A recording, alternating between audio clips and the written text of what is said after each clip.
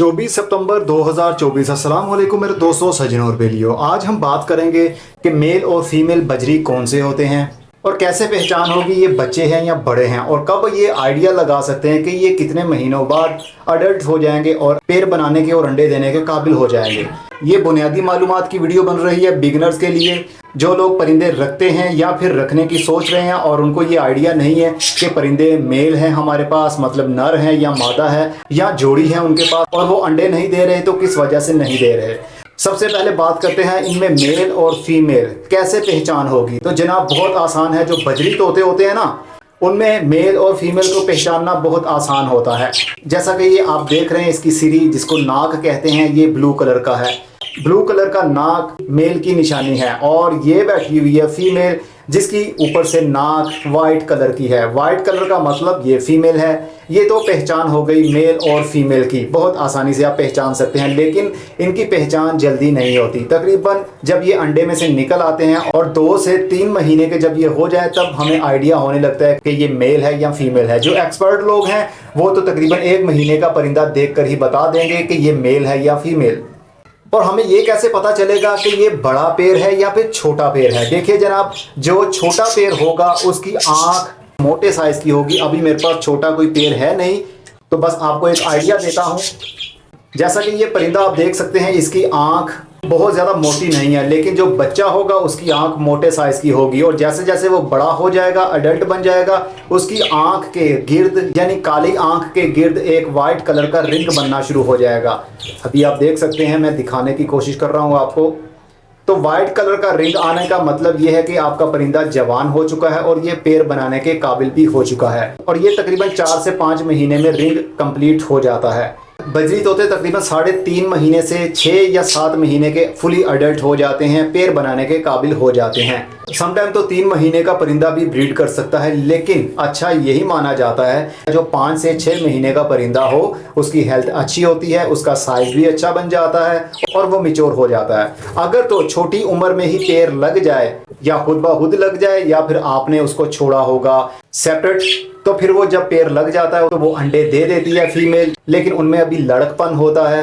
अंडे समटाइम वो तोड़ भी देती है, समटाइम अंडा दिया और उठाकर मटकी में से बाहर फेंक देती हैं, और समटाइम तो मेल भी जाकर अंडों को तोड़ देता है। ये बचपना होता है। जैसे ही परिंदा 6 से 7 महीने का हो जाता है वो फुली अडल्ट हो जाता है। समटाइम तो ऐसा भी होता है कि पहली बार में जो परिंदे ने अंडे दिए हैं उसमें से बच्चे ना निकल पाए, या फिर बच्चे निकले लेकिन वो बच्चे मर जाएं किसी ना किसी वजह से, फीड ना करवाने की वजह से या फीड कम करवाने की वजह से। और जैसे ही नेक्स्ट टाइम वो अंडे देगी, मतलब नेक्स्ट सीजन में, तो फिर वो अंडों की हिफाजत करना जान चुकी होगी और बच्चों को कैसे पालना है ये भी जान चुकी होगी। इनके अंडे देने का साइकिल हर 3 से 4 महीने के गैप से चलता रहता है। अगर इसने आज अंडा दिया है उससे तकरीबन 14 से 17 दिन के अंदर अंदर बच्चा निकल आता है, और ज़्यादा से ज़्यादा इंतज़ार करना हो तो 24 दिन का इंतज़ार किया जाता है। अगर अंडे में से बच्चा ना निकले तो समझ जाइएगा अंडा ख़राब है, या फिर बच्चा अंडे के अंदर ही किसी ना किसी वजह से मर चुका है। तो अंडे को निकाल दीजिए, फेंक दीजिए, ताकि फीमेल नई ब्रीड के लिए तैयार हो सके।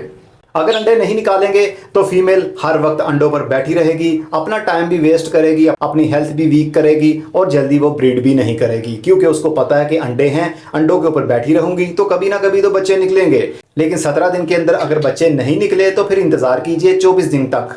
अगर नहीं निकलते तो 24 दिन के बाद अंडों को डिस्ट्रॉय कर सकते हैं।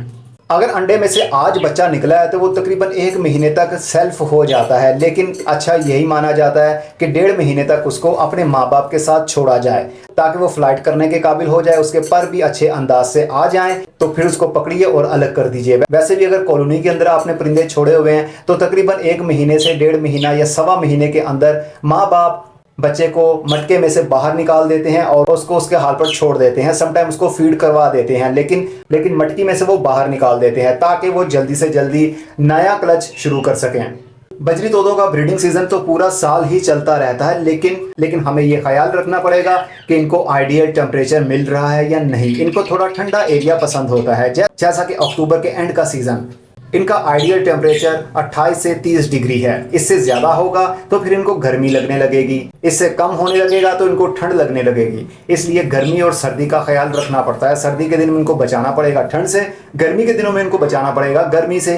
कूलर वगैरह लगाना पड़ेगा, लेकिन अक्टूबर के एंड में आइडियल टेम्परेचर बन जाता है, कुछ भी लगाने की ज़रूरत नहीं होती। ये बहुत खुश होते हैं उन दिनों में और बहुत जल्द अपना पेड़ बना लेते हैं और जल्दी ही अंडे देने की कोशिश भी करते हैं। जैसा कि ये देखिए, अब ये तलाश कर रहा था कि ये मटकी इसके लिए सही है या नहीं। ये ऊपर वाला भी देखिए पेड़ एक तलाश कर रहा है, सेटिंग कर रहा है कि हो सकता है कि इसी के अंदर ये अंडे दें। तो जिसकी जो मर्जी होती है वो अपने हिसाब से अपना घर चूज़ कर लेता है।